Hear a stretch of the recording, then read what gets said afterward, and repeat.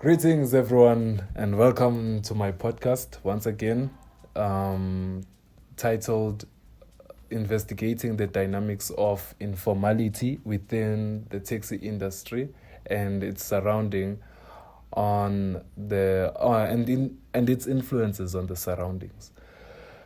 So today, as part of investigating the influences of the elements of informality within the taxi industry, and particularly its influences on the surrounding, we are interviewing Richmond Manvhela, who is researching on the influences on street vending and its influences on imageability of the city.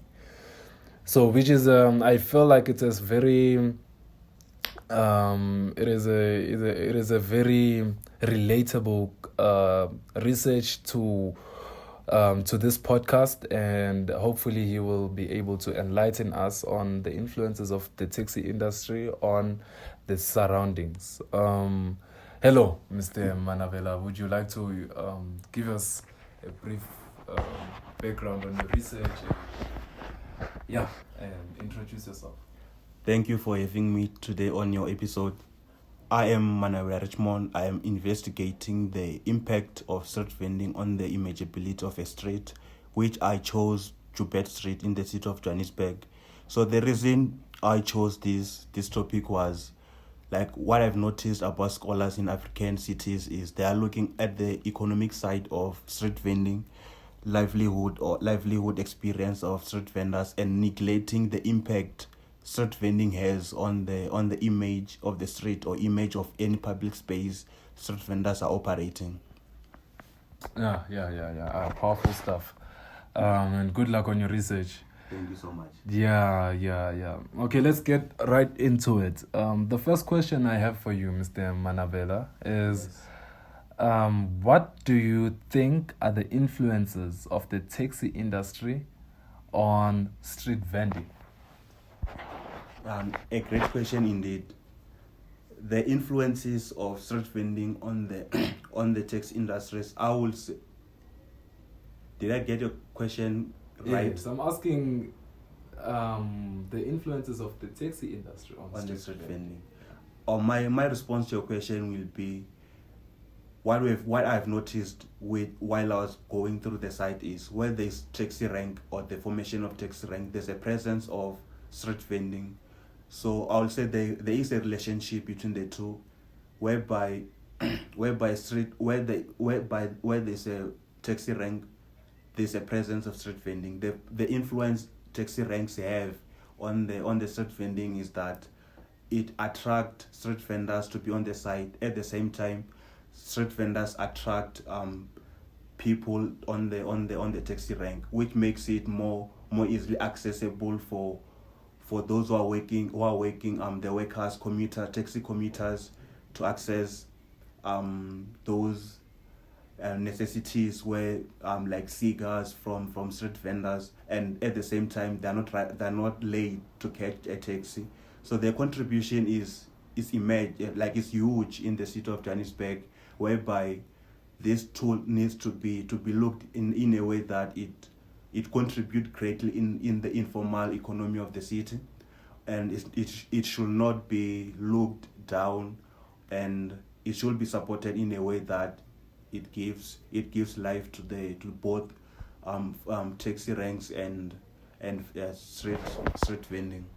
All right. So based on what you are saying, I'm getting the sense that you're saying there is a relationship, and yes, they are interdependent.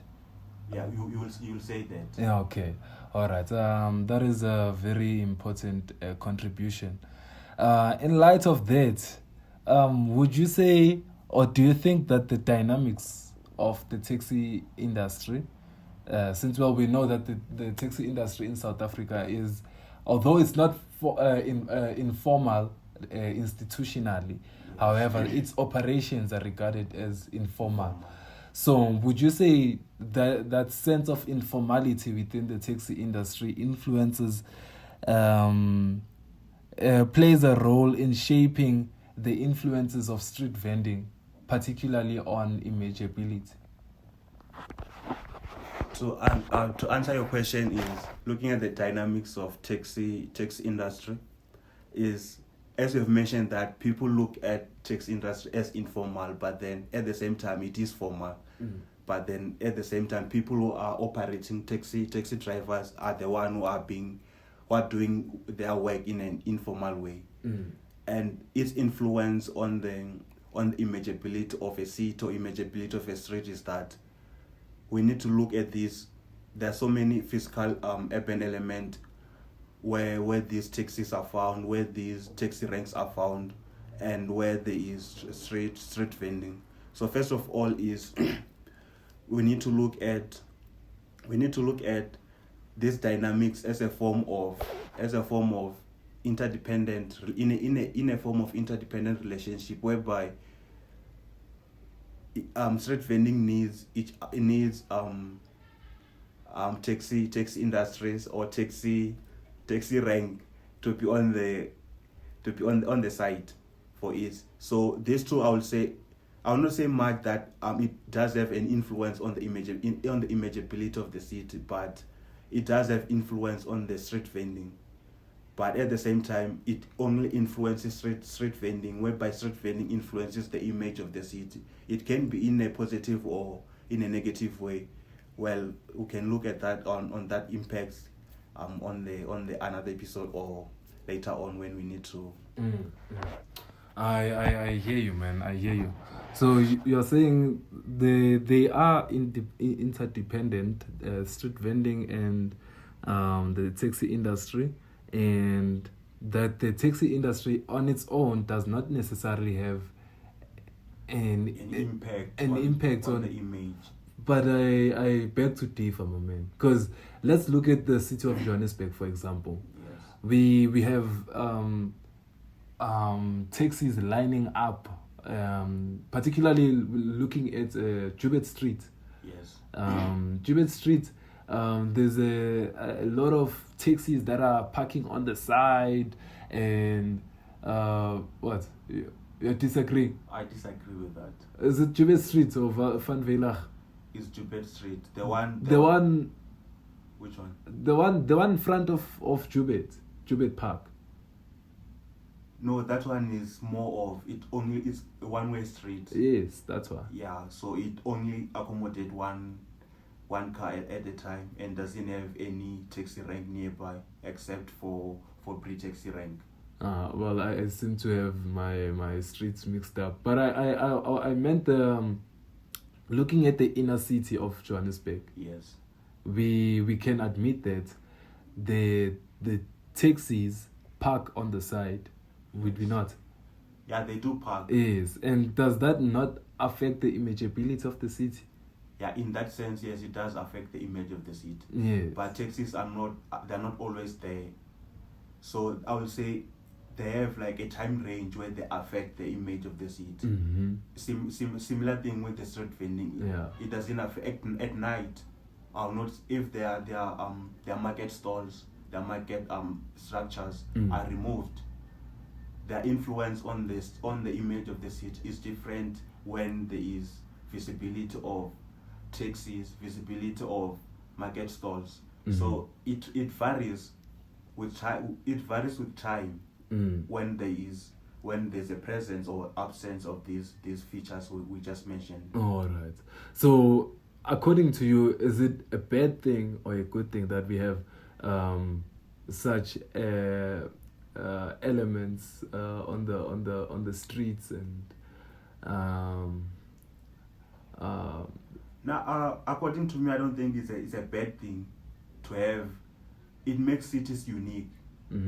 So having presence of taxi industries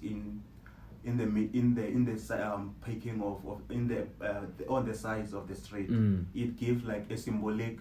It creates a symbolic image on the observer. So it can connect to it can create like a place attachment to people or shoppers or street walkers. So having such such a symbolic thing in a city. It makes it different from other cities. Yeah. Looking maybe on the European cities, they don't have such. So I I would hear say you. that's a good thing on my side. Yeah. Thank you for that. Thank you for that. You're reminding me of Kevin Lynch, the legibility of the city. Yes, yeah, from the book of Image of the City. Yes. So yeah, no, I hear you. How does informal vending? Okay. Sorry.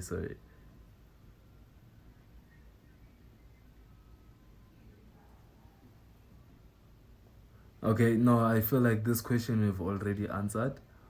Um, okay, this question, yeah, okay, question number 3. Yes. Since informality is a common factor between the taxi industry and street vending, how do you think planning should be approached when confronted with such situations?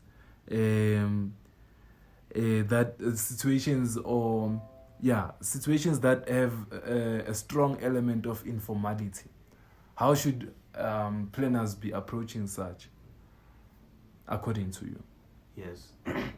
I will say we need to practice planning tools, or maybe planning approaches, or planning concept, because informality makes African cities, and that's a fact. We cannot run away from such informalities.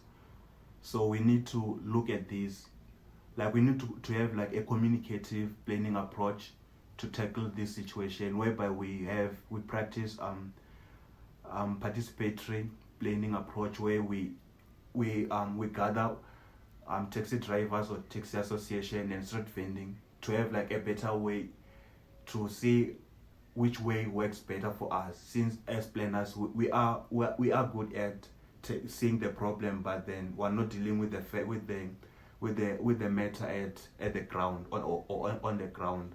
So in a way, is if we have like we do like regular meetings, because these people are parking on the, like for taxi drivers, as we mentioned previously, that they are parking their taxis on the sides. So which means planners are not designing like enough space for taxis. That's why they are parking on the side.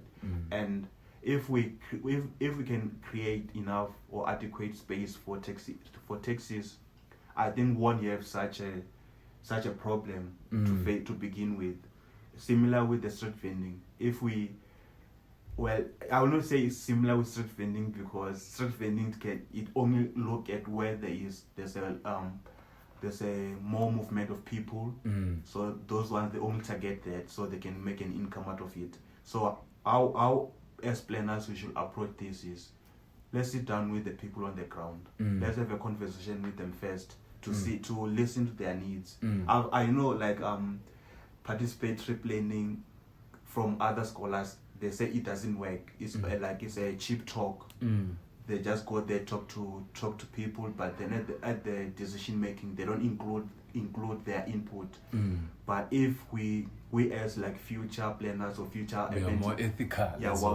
Exactly. We are more ethical into engaging them, listening to them, their needs. What do they really need?